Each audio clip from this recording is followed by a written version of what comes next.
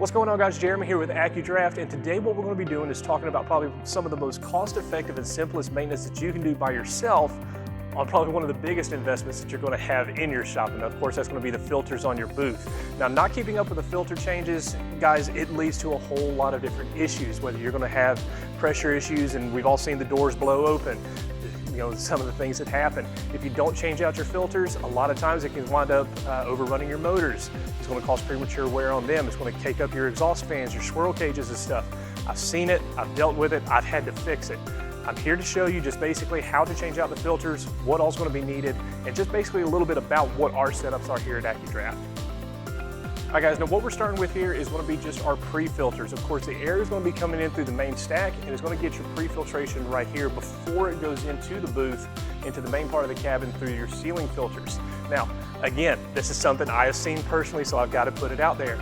One of the things whenever ceiling filters get changed, or lack thereof, as soon as they get pulled down, you wind up seeing a whole lot of debris up there. One of the reasons is it's either a lack of a pre-filter, or guys, it has just been not changed. This stuff just starts caking up, and then air is going to get forced, and it's going to go places where it's not designed to go. So what happens is stuff is going to start tearing, it's going to be blowing through here, and stuff's going to get by the pre-filter. This is one of those very important steps you might not think about, but this is going to help save the life of your ceiling filters. Now, one thing I want to explain just real quick, guys, this air makeup that we have here on the Titan here in our training center, this is the KD air makeup unit that we have, the AMU, the KD AMU. Now, your setup may be a little bit different. You might have a direct drive unit. What's different about them is that this one in particular for the KD, it uses a pocket style pre-filter. Now, on the direct drive units, instead of having this in this area right here, yours might wind up having more of a diagonal fiberglass filter as a pre-filter, and that's what's going to be here. So we're going to work and try to get some more videos made up. I just want to explain to you, not all of them are going to have this. Yours might be slightly different.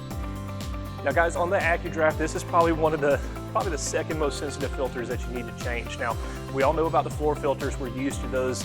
These have a secondary exhaust filter built into the back here on the rear sets. Now, about these, this one in particular runs a pocket style filter as well. Yours might be a little bit different and run more of a fiberglass style where it comes in a cage where you can kind of actually sandwich it together. I know the shop I sprayed at, that's how ours was. It's a different setup. Check your setup just to see how it is. Now, one neat thing that I do want to mention about this is that the pocket style filters do tend to last a little bit longer. It'll get you a little bit more life other than just using a traditional fiberglass filter. Now, here's the flip side of that. We all know how things have been lately, and sometimes getting materials is getting a little harder and harder. I get that. So if you're having a harder time getting the pocket style filters, what you can do is still hold on to the grates that you've got if you retrofitted yours, or you can actually get the original grates themselves for this, and you can actually keep the fiberglass filters in place. Now, why are these probably the second most important, or even the first most important filters in this booth? Because your exhaust fan is right here. Guys, this thing is stupid expensive. I'm not going to lie to you, it's expensive. If this thing gets caked up, it's going to create actually more weight on the spinning, and it's going to burn up. This is not one that you want to have to replace just because of being negligent on changing filters. Do your time, do your filters, get them changed out, and be good to go. Now, one other question that I get, and one comment that I read a lot, is about having to go through and well, filters take too long to do because I've got to go through and cut all my filters. Guys, you can buy pre-cut filters if you don't have the pocket style filters like this. If you have the fiberglass style like that, Accudraft actually sells the pre-cut filters that are going to slide right into place, and you're down literally in half the time. Guys, it is absolutely awesome, and I understand time is money. Take care of your filters, your booth is going to take care of you. Now, one thing I touched on just a couple minutes ago was about the Recirc filter that you've got here, talking about fiberglass versus, the pocket filters just a minute ago. The reason this is here is whenever your booth goes into a bake cycle, it's recirculating the air because you don't want to constantly be heating up to 140, 150 degrees. It's going to drive your costs absolutely out the wall. So this is what this filter is here for. Now, this is also one that needs to be at least checked once a month, minimum, guys. Just put your eyes on it. That's all you've got to do.